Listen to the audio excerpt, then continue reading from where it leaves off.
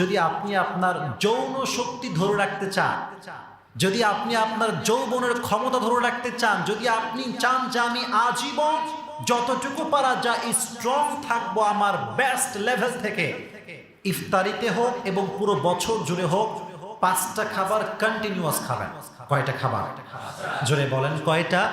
5টা খাবার always continuous খাবেন। মনে রাখবেন, বয়সের বাড়ার যে প্রক্রিয়া, যে প্রসেস, এটা পৃথিবীর কেউ থামাতে পারবে? আমি যদি চাই যে আমি বুড়া হব না, এটাকে আমি পারবো? তবে একটা শক্তি আমার আছে, সেটা কি, আমি যদি ভালো মন্দ খাই তবে আমার চেহারায় যে ছাপটা 10 বছরে পড়তে পারে, আমি চাইলে ভালো মন্দ খাবার খেয়ে শরীরটাকে এনার্জেটিক, শরীরটাকে স্ট্রং রাখতে পারি কি পারি না? ইয়েস, আমরা পারি। We can do it. এটা আমরা পারবো, নিজেকে স্ট্রং রাখতে পারবো। যদি নিজেকে স্ট্রং রাখতে চান, 5টি খাবার খাবেন। নাম্বার 1 যে খাবারটি আপনি খাবেন, ইফতারিতেও খাবেন, ইভেন গোটা বছর জুড়েই খাবেন, সেটি হচ্ছে দই। সেটি কি? দই। মনে রাখবেন, দইটা হচ্ছে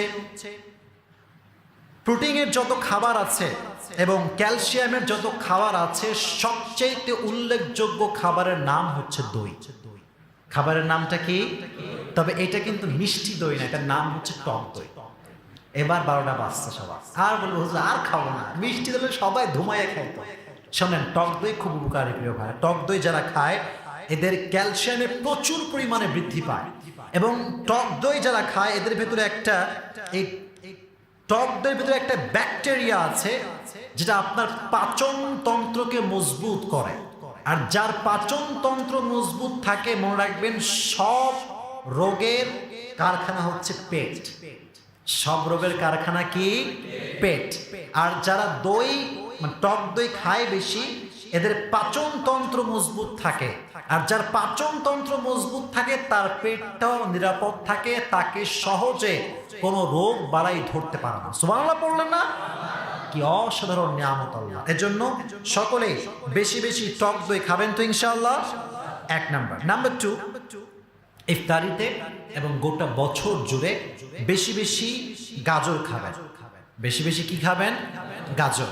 গাজর যারা খায়, এটা বৈজ্ঞানিকভাবে প্রমাণিত, সায়েন্টিফিক থেকে আমি বলছি, সায়েন্টিফিক যারা এটা নিয়ে রিসার্চ করে, সায়েন্স, তারা বলেছে যে গাজরের ভিতরে একটা ভিটামিন আছে এমন, যে গাজর যারা বেশি বেশি খায় এদের চোখের জ্যোতি কম থাকলে বেড়ে যায়। সুবহানাল্লাহ পড়ে। এই গাজর আপনার চোখের পাওয়ারকে কমাতে দেবে না। আমার খাওয়া লাগবে বেশি, আমার চোখের সমস্যা। সবাই গাজর খাবেন, ঠিক আছে ইনশাআল্লাহ। আর গাজর খেলে আর একটা উপকার হয়, এই যে মুখে মাঝে মাঝে ওই যে পিম্পল বের হয় না, এই যে ছোট ছোট ছোট ছোট ব্রণ টাইপের, অনেকের বের হয়, আমারও মাঝে মাঝে বের হয়। তো যারা গাজর বেশি খায় তাদের মুখে কোনো প্রকার এই পিম্পল বের হয় না। এটা আল্লাহ তাআলার বিশেষ একটা নিয়ামত। সুবহানাল্লাহ পড়ে। 2 নাম্বার, গাজর খাবেন বেশি বেশি। 3 নাম্বার যেটি আপনারা খাবেন সেটি হচ্ছে কমলা লেবু। কি খাবেন? বলেন, কি লেবু? কমলা লেবু খাবেন। কমলা লেবু খেলে হয় কি জানেন? আপনার ব্লাড সার্কুলেশন আছে না, রক্ত চলাচল, এটা ওকে হয়ে যায়, এবং পুরো শরীরের প্রত্যেকটা দেহে যেখানে যেমন করে রক্ত যাওয়া দরকার সেভাবে আপনার ব্লাড সার্কুলেশন ওকে হয়ে যায়। সুবহানাল্লাহ পড়লেন না? আর যার ব্লাড সার্কুলেশন ওকে, তার সবকিছু ওকে। এটা আপনারা জানেন না প্রিয় ভাইরা? রক্ত চলাচল যদি বন্ধ হয়ে যায়, মানুষ কিন্তু কায়। মানুষ কি আর বেঁচে থাকবে? মানুষের গায়ে কিচ্ছু থাকবে না, দেহ থাকতে পারে, শক্তি থাকবে না। এজন্য বেশি বেশি সকলেই কমলা লেবু খাবেন, ঠিক আছে ইনশাআল্লাহ। আর 4 নাম্বার যে খাবারটি খাবেন খুবই কম, বাসায় থাকে কিন্তু আমরা খাই না, এটা হচ্ছে টমেটো। এটা কি? টমেটো। মনে রাখবেন, টমেটো যদি আপনি খান,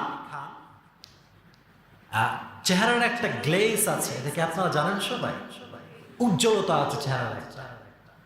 যদি টমেটো কেউ কন্টিনিউয়াস খায়, তার চেহারার উজ্জ্বলতা এটা আস্তে আস্তে বাড়তে থাকে। সুবহানাল্লাহ। আল্লাহর দেওয়া খাবার ভাই, ন্যাচারাল খাবার এটা। এর জন্য সকলে টমেটো বেশি বেশি খাবেন তো ইনশাআল্লাহ।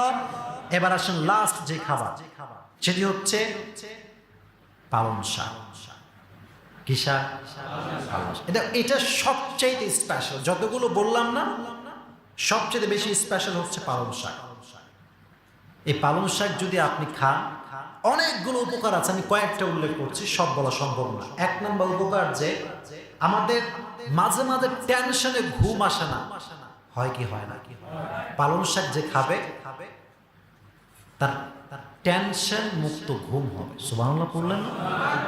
টেনশন মুক্ত ঘুম এক নাম্বার। দুই নাম্বার, পালং শাক যে খাবে এটার একটা উপকার হচ্ছে পালং শাক খাওয়ার মাধ্যমে ব্রেইনের অ্যাক্টিভিটি যে লেভেল, এবং ব্রেইনের ভিতরে মাঝে মাঝে অনেক প্রেসার পড়ে, এমন প্রেসার পড়ে মানুষের ব্রেইনে যে মানুষ কথা বলতে গিয়ে কি বলবে কিচ্ছু টের পায় না। এরকম হয় কি হয় না? এই পালং শাক খেলে আপনার অ্যাক্টিভিটি লেভেলটা আরো গ্রো হবে এবং ব্রেনটা পরিষ্কার হবে, আপনি সুন্দর সতেজ জীবন যাপন করতে পারবেন। সুবহানাল্লাহ পড়ায়। তাহলে এই 5টি খাবার বেশি বেশি সকলে খাবেন তো ইনশাআল্লাহ। আর আরেকটি আমি আমার পক্ষ থেকে সাজেস্ট করছি, এটা আমার এই লিস্টে নাই, সেটি হচ্ছে আপনারা সকলেই বেশি বেশি মধু খাবেন। কি খাবেন? শিফাউল লিন্নাস। শিফাউল লিন্নাস, মধুটা হচ্ছে এমন একটা খাবার আপনার সব রোগের শেফা। সুবহানাল্লাহ পড়া। আল্লাহ নিজে বলেছে শিফাউল লিন্নাস। কোরআনে আছে 2টা জিনিস সব রোগের ঔষধ। এক নাম্বার কোরআন, 2 নাম্বার হচ্ছে মধু। সুবহানাল্লাহ পড়া। মধুর ভেতর সব রোগের শেফা আল্লাহ দিয়ে দিয়েছে। এজন্য প্রিয় ভাইরা সকলেই বেশি বেশি মধু খাবেন তো ইনশাআল্লাহ। মাশাআল্লাহ। এবার আপনাদেরকে লাস্ট যে বিষয়টি শেয়ার করে আজকে কথা শেষ করতে চাই, সেটি হচ্ছে রমজান মাস আমরা পেয়ে গিয়েছি, কিন্তু রমজান মাস পেয়েও অনেক যুবক, অনেক মুরব্বী আমরা এমন ভাবে চলছি মনেই হচ্ছে না যে আমরা রমজান মাস পেয়েছি। ঠিক কিনা বলা? আমাদের চলাফেরার ভিতরে চেঞ্জ আসে নাই। আগে যেমন মোবাইল ঘাঁটতাম, এখনো মোবাইল ঘাঁটি।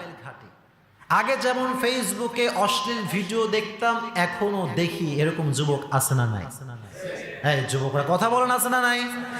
তাদের কাছে কোনো পার্থক্যই মনে হয় না। সিএনবির মোড় চেনো তোমরা যুবকরা? চেনো না তোমরা? আমি মাঝে মাঝে এই পার দিয়ে যাই, ওখানে আমার ফাঁকা জায়গা আছে একটা, বসি ওখানে। আমি বুঝলাম না क्या ये रमजान है या और कोई मांस है? কি সুন্দর বয়ফ্রেন্ড গার্লফ্রেন্ড একসঙ্গে বসে বসে ইফতারি সব নিচ্ছে। কিসের সব? ইফতারি। আরে আজীব কাহিনী রে ভাই। রমজান মাসে ছাড় দেওয়ার দরকার আছে না নাই?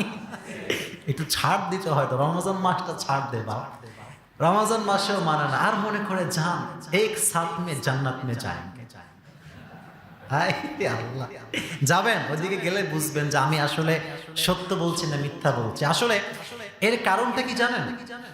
মানে এর কারণটা হচ্ছে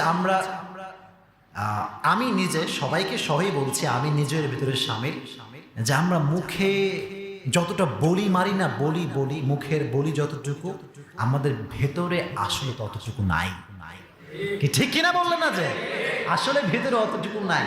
থাকলে আমরা কোনোদিনও রমজান মাসে অন্তত পক্ষে গুনাহের কাজ প্রকাশ্যে করতে পারতাম